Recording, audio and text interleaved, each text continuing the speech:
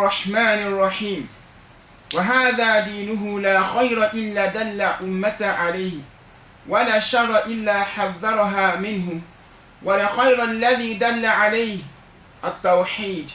وجميع ما يحب الله ويرضاه والشر الذي حذر منه الشر وجميع ما يكره الله ويرضاه ما يكره الله ويأباه. الحمد لله رب العالمين ثم الصلاة والسلام على أشرف المرسلين سيدنا محمد صلوات الله وسلامه عليه وعلى آله وأصحابه ومن اتبع بدعوته واستنى بسنته إلى يوم الدين أما بعد السلام عليكم ورحمة الله وبركاته. وعليكم السلام ورحمة الله وبركاته. lẹ́yìn ìgbà tí a dá ọpẹ́ fọ́ba Allah subhanahu wa ta'ala tó kádàrá kí èmi àti ẹ̀yin àti gbogbo olùgbọ́ wa ká tún lè pàdé lórí ètò wa ní tí wọ́n wáyé dédé àsìkò ní gbogbo kulla yawmal jumu'ah gbogbo ọjọ́ Jímọ̀ ọjọ́ tí fi lóore jù nínú sẹ̀mí ayé ọmọnìyàn khairu yawmin tala'at fi shams. ọjọ́ yìí lọ́ba anabi sallallahu alayhi wa sallam ó ní àsìkò kan bẹ lọ́jọ́ Jímọ̀ ẹni tọ́lọ́ ọba Allah bá fi sí kòńgẹ́ àsìkò náà kò ní bí ọba Allah subhanahu wa ta'ala kó béèrè kan ni láti wá oore àbí kó láti wá ìṣọ́ àbí ààbò níbi tí kò fẹ́ kó ṣẹlẹ̀ sóhun àfikọ́nà ọba Allah dáàbò rẹ̀ bò afẹ́ pé méjì ọlọ́run àfi ń bẹ̀ kó jọ mọ́sáfìmí àti mọ́sáfìmí àsìkò ńgẹ́ àsìkò náà lọ atọ́rọ̀ àlékún kẹ́ àlékún gẹ̀fẹ́ ní tí fi lóore jùlọ nínú ẹni tí ń rìn lórí ilẹ̀ òun náà lànà bọ̀ Muhammad àwọn aráàlú rẹ̀ àwọn sàhábà àti gbogbo olùgbàgbọ́ òdodo àti gbogbo àti wọn gbọ́ wa ní gbogbo àyíká yìí níbi tí a bá tíra bàbá wa olùmọ̀ ẹ̀sìn ni Sheikh Muhammad Abdul Wahhab al-usul as-salasa àwọn ìpìlẹ̀ mẹ́ta tá ń tọ́ bọ̀ ó ní àfáàkà fún wa yẹn pé la khayra illa dalla al-ummata alayhi wala sharra illa hadhara minhu wal khayru alladhi dalla alayhi at-tawhid wa jami'u ma yuhibbu Allah wa yardah wa sharru alladhi hadhara minhu ash-shirku wa jami'u ma yakrahu Allah wa ya'bah ba'atha Allah ila an-nasi kaffa. ẹ̀yin rísìn ọlọ́run ọ̀rọ̀ tí bàbá ń sọ ìta wà lórí ẹ̀ láti jẹjọ́ òun náà ni wípé gbogbo tí yóò lóore fún wa nínú sẹ̀mí ayé tàbí jọ́ àlùkìyámà tá àti ẹ̀tí ìmọ̀ bó ni ó ṣe rí àfi kó jẹ́ pé ànábì Muhammad ohun tó wá ṣe ni wípé ó wá tọ́ka ara wa sí wàṣàrò gbogbo kò wá sí ń tá a lè pè láburú àìdá lánàá ká tó dáyé ni lónìí tá ń lò lọ́wọ́lọ́wọ́ yìí lọ́la tá àti ìmọ̀ bí ó ṣe rí ànábì Muhammad sallallahu alayhi wa sallam ó ti wá kì wá ń lọ lórí ẹ̀ kí ló fà tọ́rọ̀ yẹn fi rí bẹ́ẹ̀ gẹ́gẹ́ bí ọ̀rọ̀ tí bàbá mú wá àtàwọn ẹ̀rí tí bàbá fẹ́ sọ lórí ẹ̀ ìyẹn ni wípé ọba Allah subhanahu wa ta'ala ó ṣe wíwáyé ànábì Muhammad ó ṣe ní okùnfà kẹ́ àtàánú fún gbogbo ayé ẹlẹ́ẹ̀kejì lórí ẹ̀ náà ni pé torí pé kò ní sànábì mi lẹ́yìn rẹ̀ mọ́ ìyẹn ni pé gbogbo tí ń jẹ́ dáadáa tọ́mọ nìyẹn máa ran kàn nínú sẹ̀mí ayé rẹ̀ nínú jíjẹ múmu níná lílò gbogbo ẹ̀ pátápátá lọ́lọ́run ní kànábì sallallahu alaihi wasallam kó wájú rẹ̀ fún wa ẹlẹ́ẹ̀kejì njẹ́ tún wá máa sọ fún wa pé níta nẹ́bí mú wa òun là ń pè ní ẹ̀sìn àdín a jẹ́ pé ẹ̀sìn láti ìbẹ̀rẹ̀ rẹ̀ dópin oore ni gbogbo ẹ̀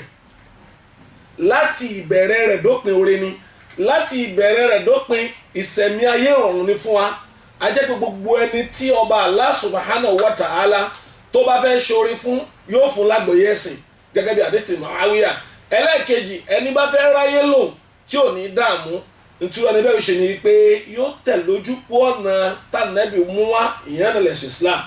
torí pé ntànpé lẹ́sìn Islam yìí ọba Allah subhanahu wa ta'ala ó fi rinlẹ̀ fún wa nínú al-Qur'an torí ọ̀pọ̀lọpọ̀ máa ń rò wípé bóyá ẹ̀sìn tọ́lọ̀ ọba Allah subhanahu wa ta'ala tó ní ká wá sìn Islam yìí bóyá àǹfààní kan bẹ́ẹ̀ fún un àbẹ́lẹ̀ kejì Ọlọ́run fẹ́ kó nira bá wa bóyá látara àrùn bóyá látara àwẹ̀ kò rí bẹ́ẹ̀ gbogbo tọ́lọ̀ ọba aláàní ká wá ṣe pátápátá nínú ẹ̀sìn Islam pátápátá ẹja mọ̀ wípé gbogbo ẹ̀ ọba Allah subhanahu wa ta'ala ó fẹ́ fi ṣèdẹ̀kùn fún wa ní oore ní ọ̀pọ̀rọ̀ ọgọ́rọ̀ rẹ̀ láàmú àǹfààní tí mẹ́bẹ̀ láàyè mi a máa state àwọn àǹfààní kan wípé a máa state àwọn àǹfààní yóò fi rinlẹ̀ kí làwọn àǹfààní tí ń bẹ bí ìjọsìn kọ̀ọ̀kan nígbà tó fẹ́ sọ̀rọ̀ àwẹ̀ ó ní kùtìbà alaykum siyam kàmá kùtìbà ala alladhina min qablikum la'allakum tattaqun kẹfìlì dẹni tó tẹ̀lé àṣẹ àmọ́ àwọn àǹfààní mi bẹ́ẹ̀ tọ́pọ̀lọpọ̀ wa padà rí i pé àṣàǹfààní bẹ́ẹ̀ ń bi kéèyàn máa jẹun púpọ̀ ṣèbọ́pọ̀lọ́ ọmọnìyàn ṣẹ̀rù lépa bá ní àmọ́ wà láwọn stéètì rẹ̀ fún wa rí pé torí oore tí ń bẹ́ ń bí kẹ́lẹ́ gbóúnjẹ yín kalẹ̀ ó wá sọ nígbà tó parí ọ̀rọ̀ ààwẹ̀ tán ní Suratul Baqara ó ní yuridullahu bikumul yusra ọlọ́ọ̀bà láàánú tí mo gbà lérò ní kíni al-yusra ìdẹ́kùn wala yuridu bikumul usra ọlọ́run ò gbèrò ìnira kankan fún wa látara pé ká gbààwẹ̀ pé ààwẹ̀ kíní kan gẹ́gẹ́ bí ọ̀pọ̀lọpọ̀ náà àwọn Yorùbá tí wọn lágbóyè sí máa ń sọ wípé ìsọnù bí ọgbà ààwẹ̀ ìtumọ̀ ẹni pé wọ́n rò pé kò sóore ń bẹ̀ ni kò dáadáa kí mùsùlùmí mo bá wọn sọ lóòrùn yẹn so torí pé ọba Allah subhanahu wa ta'ala ó gbé ẹ̀sìn kalẹ̀ fún wa ìyẹn ní Islam àti gbogbo àwọn òpó rẹ̀ márààrún àtàwọn àṣẹ míì tó ní ká ṣe àtàwọn èyí tó ní ká jìnà sí ẹ padà rí pore ní bẹ́ẹ̀ tábàgbéyẹ̀wò láàyè míì ọba Allah subhanahu wa ta'ala ó ní wala tulqu bi aydikum ila tahluka ẹ má fọwọ́ ara yín fa kíní ìparun ajẹ́ pé gbogbo tọ́ba aláàbá ní ká má ṣe ìparun ní mọ̀ bẹ́ẹ̀ pé ẹ jìnà sí ẹ wọ̀rọ̀ tí mímu lápèjúwe ní Suratul Ma'idah ọba aláàní innamal khamru wal maisiru wal ansab wal azlamu rijsun min amali shaytan fajtanibuhu la'allakum tuflihun gbàtí wàá stéètì àǹfààní tí mẹ́mẹ́ fún wa ó ní yuridu bí innama yuridu shaytan an yuqi'a baynakumul adawata wal baghdha ó ní èṣù ń tó fẹ́ kó ṣẹlẹ̀ sí yín táwa náà sì mọ̀ kébí ṣe máa rí nìyẹn al-baghdha wal adawa ẹ máa bínú ara ẹni ọ̀tá tí ó máa ṣẹlẹ̀ èèyàn kan ò ní mutí kó wùwà dáadáa yóò sì wà wù ní sá wọn àbúrò lọ sí wùwà bí ọlọ́tì ìyẹn ni pé tọmọlúwàbí bá fẹ́ sí wà wù ntọ́lọ́ ò fẹ́ kó ṣe ni ó lọ ṣe ọlọ́mọṣá làwà ń bẹ̀ ọba Allah subhanahu wa ta'ala tó wá ṣètẹ̀ láàyè nínú al-Qur'an ó ní wa ma ja'ala alaykum fid-dini min haraj ọlọ́ọ̀bà aláàní mi ò gbé kalẹ̀ fún inú ẹ̀sìn min haraj n tó lè jẹ́ ìnira ìyẹn ni pé ad-dinul Islam mabniyatun ala at-taysir wa suhula gbogbo tí wọ́n pè lẹ́ka ẹ̀sìn Islam pátápátá ala at-taysir wa suhula lápẹjúwe níjọ́ òyìn máa ń ròyìn pé bóyá obìnrin tó bojú tó wọṣọ ẹ̀sìn lápẹjúwe àbí tó wọ hijab lápẹjúwe sẹ́nira sóru òní máa mú mo wá ní ọlọ́run mọ̀ sánú wa níjọ́ tí kòró wá dé nígbà tí kòró ta wà nù rẹ̀ tó ṣe kí ni tó dé ló dẹni tí ò fẹ́ wọ sọ́ọ̀sì ti pa the sin àwọn èèyàn tí yọ face mask kúrò níbo wọn sì yọ kúrò nímú bẹ́ẹ̀ ni wọn àbẹ̀ bùkítà pé sáwọn òní suffocate sóru òní pa wọn bẹ́ẹ̀ ọba Allah subhanahu wa ta'ala tó wá sí yẹn lófin fún obìnrin ajẹ́ pé kò lè kó nira bá ma ja'ala Allahu alaykum fid-dini min haraj tọ́lọ̀ bá rí bẹ́ẹ̀ eléyìí ló máa bí béèrè kan tí mo fẹ́ kálíjọ gbéyẹ̀wò kí ni béèrè yẹn ajẹ́ wípé gbogbo àwọn nǹkan táwọn èèyàn máa ń ṣàfitì sára ẹ̀sìn wípé bóyá ó lè bó ló ṣe jẹ́ àwa rí pé kò rí bẹ́ẹ̀ tọ́lọ̀ ọba aláàbá ní kò sí nira ń bẹ̀ ibi tẹ́ ẹ bá ti rí táwọn èèyàn ṣàfitì nira sí méjì ni ìmọ̀ kan sì gbọ́yé ìyẹn ni pé èròǹgbà ọlọ́run kan ṣe kí ni o bọ́lọ̀ ń ṣe fẹ́ kí wọ́n ṣe kí wọ́n sì gbọ́yé ẹlẹ́ẹ̀kejì kí wọ́n má ṣe bó ṣe yẹ kí wọ́n ṣe ẹlẹ́ẹ̀kẹta òun ni kéèyàn ó má tẹ̀lé lórí bọ́lọ̀ kó má padà sí pìlẹ̀ ìyẹn ni pé kí lọ́ọ̀ Kùránì sọ kí ni súnà Ànábì tó lálàáfíà kí ló ní ká ṣe lórí ẹ̀ ìyẹn ló fà láì fi tẹ̀lé ọ̀rọ̀ tí ò bá rinlẹ̀ látọ̀dọ̀ tani látọ̀dọ̀ Ànábì Muhammad ẹ̀sìn yìí mabniyatun ọlọ́ọ̀bà aláàmọ́ alalkitabi wa sunna lórí kí lọ́rọ̀ ọlọ́run eléyìí tí ó sí èméjì lórí ẹ̀ bẹ́ẹ̀ ni kí ni ìlànà ìṣesí ọ̀rọ̀ Ànábì Muhammad eléyìí tó lálàáfíà àríkọ́bà Allah subhanahu wa ta'ala ó stéètì rẹ̀ fún wa ní Suratul Nisa ó ní fala wa rabbik la yu'minun ó ní òun fọ ara òun búra ó ní wọn ò tí ì lè jẹ́ olùgbàgbọ́ òdodo hatta yuhakimuka fima shajara bainahum títí tí wọ́n máa fi ẹ́ dájọ́ lórí wàhálà tí máa ń bẹ láàrin wọn ó wà ní thumma la yajidu fi anfusihim harajan mimma qadayt a jẹ́ pé àlàyé ọ̀rọ̀ yẹn ni pé gbogbo ìdájọ́ tá Ànábì bá dá a ní kí ni la yajidu fi anfusihim harajan wọn ò ní rí ìnira lórí ẹ̀mí ara wọn pé tá Ànábì ní ká ṣe ni ẹ wo gbogbo ọ̀pọ̀lọpọ̀ òfin tá Ànábì sallallahu alaihi wasallam tó ní wa níran pé ká ṣe kí ni ká máa ṣe ẹ wọ àǹfààní tó pọ̀ nbẹ níjẹ̀jọ́ mo rántí wípé nínú àdéhìsì Salman ọmọ Farisi eléyìí ta kà níjẹ̀jọ́ pé ó lá Ànábì sallallahu alaihi wasallam ó kọ́ àwọn ní ethics báwo là á ṣe mọ ẹ̀kọ́ báwo là á ṣe ṣèmọ́ra ẹ̀kọ́ báwo là á ṣe ń ṣèbẹ̀rẹ̀ so ti yé wa nínú gbẹ̀yìn àdéhùn yẹn ànábì ó ní àdéhùn sọ̀sọ́lá ní táwọn bá fẹ́ tábà táwọn fẹ́ nùdí táwọn òró mi àwọn ò gbọ́dọ̀ lò tí ó less than òkúta mẹ́ta àwọn ò sì gbọ́dọ̀ lò gbẹ dábà àwọn ò wá gbọ́dọ̀ léegun tábà padà sínú rẹ̀ pé kí ló ṣẹlẹ̀ pẹ̀lú eegun nínú àdéhùn mi ànábì wa ní eegun tẹ́ rí yẹn o oúnjẹ àwọn ẹ̀dá kan nú àwọn ẹ̀dá ọlọ́run ni eegun tẹ́yìn jẹkù yẹn tẹ́ jù lẹ́lẹ̀ oúnjẹ àwọn ẹ̀dá kan nú ẹ̀dá ọlọ́run ni lápèjúwe tẹ́yìn bá wá mú nǹkan àǹfààní wa tó bá lò kí la ṣe á bínú sí i ìyẹn ni pé àwọn àlùjànnú máa jẹ eegun tẹ́yìn bá lọ mọ eegun tó fi nù dí bóyá àlùjànnú ń jẹ lọ́wọ́ kí lẹ́nu pé ó ṣe fún so a jẹ́ wípé oore yẹn àǹfààní yẹn lè pamọ́ sí wa àmọ́ tó ní ká má ṣe yẹn á try àgbìyànjú láti jìnnà sí ìyẹn túmọ̀ wípé Islam tọ́ba Allah subhanahu wa ta'ala tó ní ká wá ṣe yìí tó fi rán ànábì wa Muhammad ó gángan ló pín orí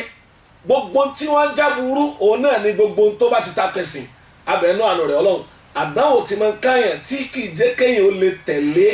ẹ̀sìn Islam àṣẹ ọba adára tó pa wá lórí nínú Al-Qur'an àbí lórí àwọn ànábì sallallahu alaihi wasallam mọ́jọ́ ìṣẹ̀lẹ̀ sí wọn ọlọ́run ẹlẹ́ẹ̀kejì bàbá tó wá tẹ̀síwájú ní wal khair alladhi dalla alayhi al-umma eléyìí tó wá jẹ́ oore tí ọlọ́run ní kànábì wá tọ́ka wa èyí tó jẹ́ ọ̀gá oore rẹ̀ ó ní kí ni at-tawhid òun náà ni ìmọ̀ba aláàlọ́kan ṣoṣo ọlọ́ba wa sanwó olùmọ̀ wa bá wa sanwó lẹ́sàn-án lóore àṣẹ báwo ni tawhid kí ni pè ní tawhid òun náà lọ̀rọ̀ tá a ti ń bá bọ̀ bí ọdún kan sẹ́yìn òun náà ni báwo la ṣe mọ̀ba aláàlọ́kan ṣoṣo lólùjọ́sìn nínú orúkọ rẹ̀ ni àti inú ìṣe rẹ̀ àbí inú ìròyìn tá a máa fi ròyìn rẹ̀ òun la pè ní tawhidul uluhiyya tawhidul rububiyya tawhidul asma wa sifat báwo la ṣe fẹ́ mọ̀ pé ó nìkan ṣoṣo ló ń ṣe gbogbo nǹkan ó nìkan ṣoṣo lọ́ba adẹ́dà wa ó nìkan ṣoṣo ní pèsè jẹ̀mú fún wa ó nìkan ṣoṣo tí wọ́n ń ṣe gbogbo eléyìí ó nìkan ṣoṣo níjọ́sìn tọ́sí lódodo àtàwhid gbogbo ìgbà téèyàn bá lè mọ ọlọ́run lórí yẹn ó nìkan la gbọ́dọ̀ tẹ̀lé tá a ní fi tẹ̀lé tẹ̀dá kanú ẹ̀dá tó dá tá a ní gbé ṣáájú rẹ̀ tá a bá ti lè ṣe léyìn a jẹ́ wípé òun gan lóore tọ́lọ̀bà láàtórí ẹ̀dọ́mọ́nìyàn sótìyẹ a wá rí wípé kò ní sí ìsẹ̀mí ayé tí ó rọrùn àṣeyọrí oríire ò ní sí fọ́mọnìyàn láyé ń bí àti lálẹ́ kìámà àyàfi tó bá láǹdì sọ́kàn tó dáa pẹ̀lú ọba tó dáa àdéhìsì kan wà àdéhìsì àkòdìsí tánẹ́bí sallallahu alaihi wasallam ọlọ́ba aláàánú ana inda dhanni abdi bi ó ní màá máa bẹ níbi èrò ẹrú mi sí mi bẹ́rù mi bá ṣe rò mí sí ni ó ṣe bá mi tẹ́rù mi bá rí mi ní rí pé ẹni tí mi ò lè ràn lọ́wọ́ ni kò ní rí ràn lọ́wọ́ òun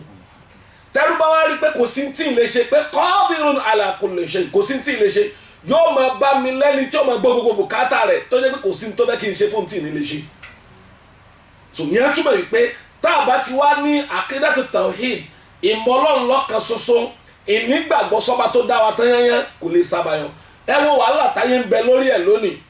àìnífàyàbalẹ̀ ọkàn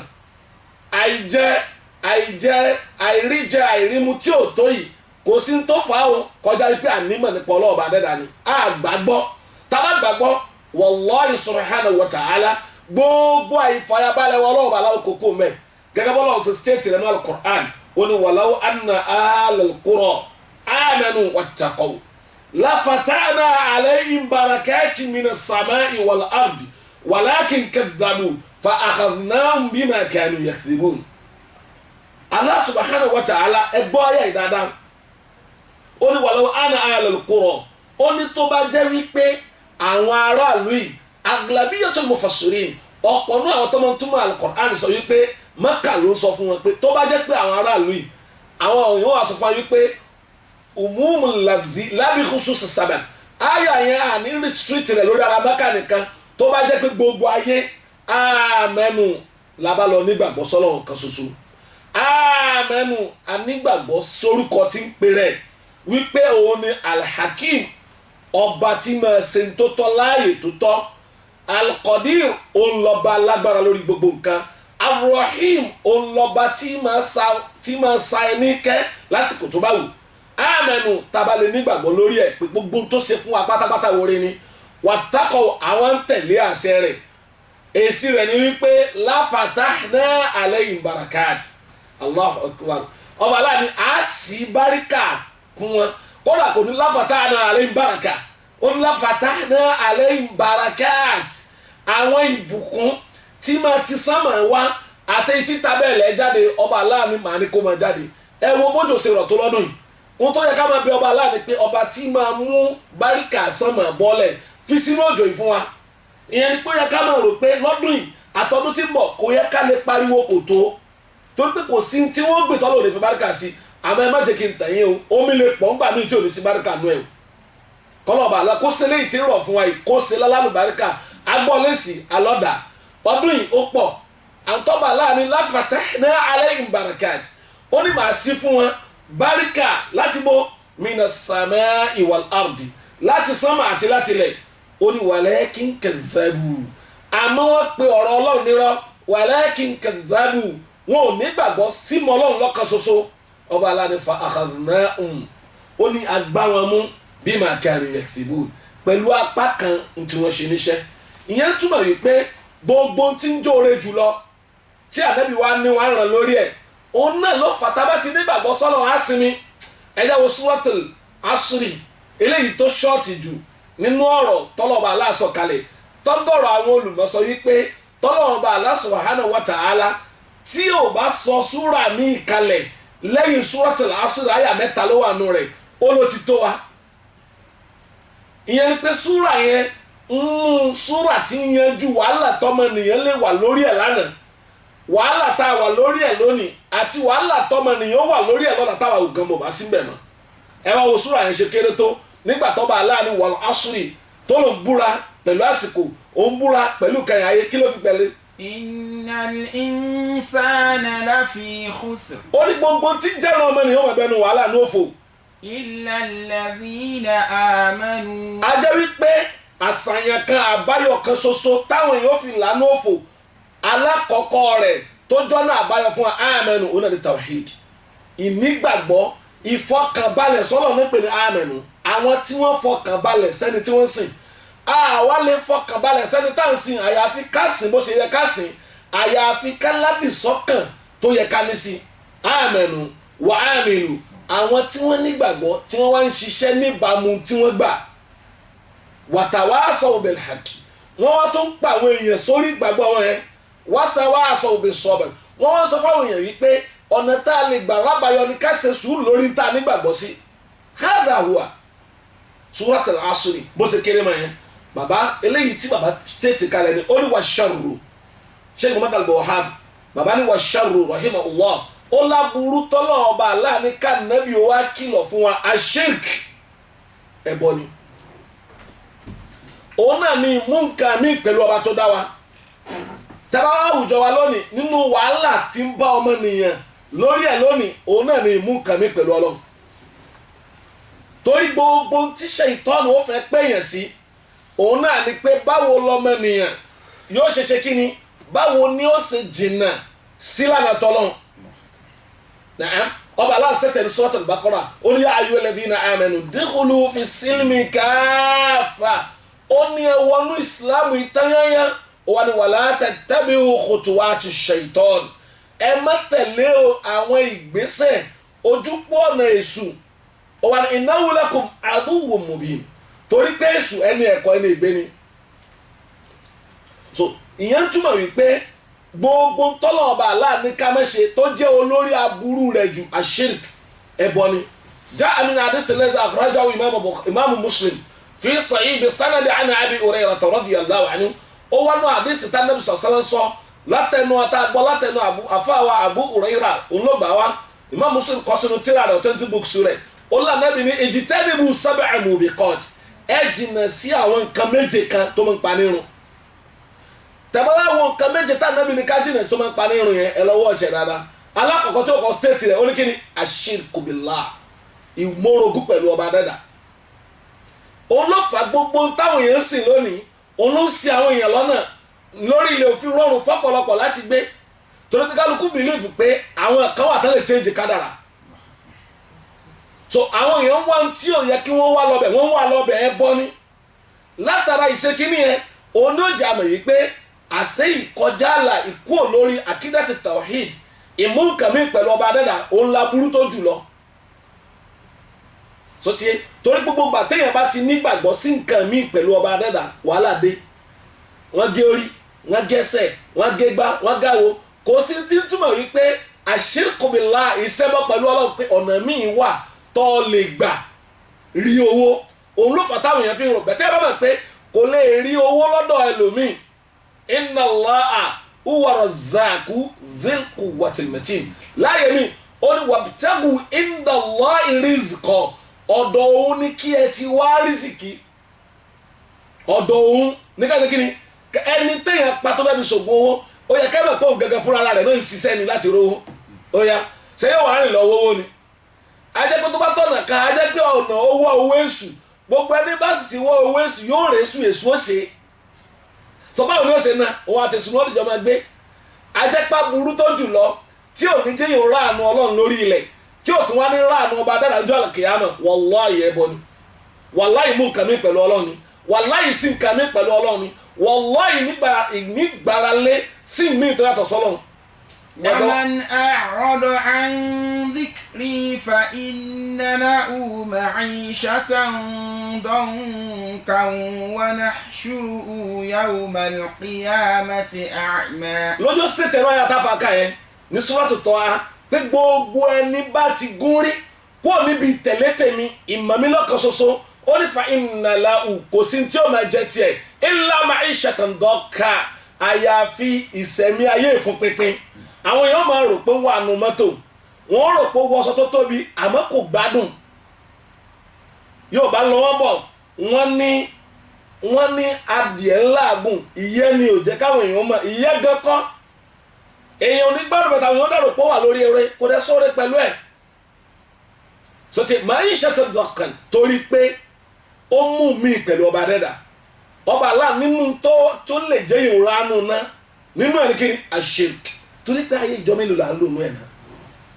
ìjọ mélòó lèèyàn lò nú ẹ̀ ìjọ mélòó là ń lò láti kíámà kí wọ́n tó bí wa wọ́n ní bàbá tí wọ́n ṣẹ̀ wá lẹ́lẹ̀ wọ́n sí wọn ẹ jẹ́ ká wo àìmọye ọdún tí wọ́n ti lọ ọdún mélòó làwọn ló wá ń lò lórí ilẹ̀ yìí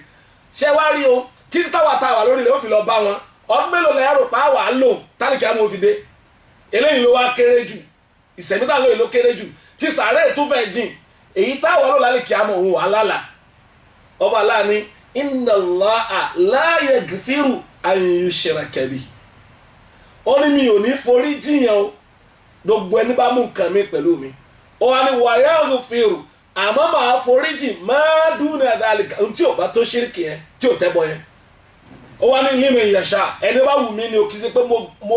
mo assure anybody ní àforíjìn yóò tún máa bẹ̀rù pé sínsì láforíjìn ọlọ́run báyìí tọ́wọ́ àdúgbò ẹ̀sìn mi ò ṣẹbọ rárá ẹ̀ṣẹ̀ tó ń ṣẹ̀ yẹn náà o ní láti máa bẹ̀rù pé sọ́wọ́n ò forí jìnnà bí ò ní forí ẹ̀jìn mi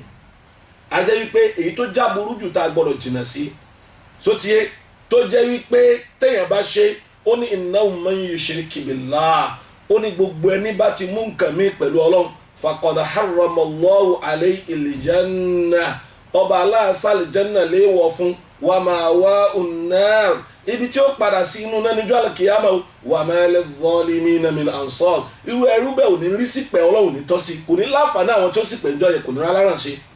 ẹ̀yẹn lọ́sẹ̀ ọlọ́run abẹ́ ọba aláṣọ alákòjọ kọ́mọ́sá àlọ́ nísọ́ bàbá wa tẹ̀ síwájú bàbá ní ba'atha Allahu ila nnasi kaffa náà orí kankan bí orí tí bàbá ń sọ̀rọ̀ lórí ẹni péjì nìyẹn ba'atha Allahu ya'ni anábì ta ní ká lọ mọ̀ yẹn nínú mímọ̀ tá a mọ̀ ànábì sallallahu alaihi wasallam oníkálọ́mọ̀ wípé ọlọ́run gbé dìde ila nnasi kaffa sí gbogbo èèyàn ìran gbogbo èèyàn kódà kìí ṣe èèyàn nìkan àtàlìjẹnu sotí ìyẹn ni pé ọba aláwòrán ànábì sára Mẹ́kà o ẹ má jẹ́ yóò sọ fún wa wípé ṣé Mẹ́kà láwa ni ṣé Saudi Arabia láwa wà ní rárá o òfin tó ń rúlu Saudi Arabia òun ló ń rúlu ìbùyọ àti ìbùwọ̀ oòrùn ba'atha Allahu ila nnasi kaffa waftarada ta'atahu ala jami'i thaqalayni al-jinn wal-ins ọlọ́run wá ṣe ìtẹ̀lé rẹ̀ ó ṣe ní ọ̀ranyàn lórí ìran ọmọnìyàn ní àtàlìjẹnu bàbá wa state ayà pé kul ya ayyuhan nasu inni rasulullahi ilaykum jami'a ó ní sọ pé mo pe ìran ẹ̀yin ọmọnìyàn dúdú ni o àbí funfun àyìnrín ni o àbí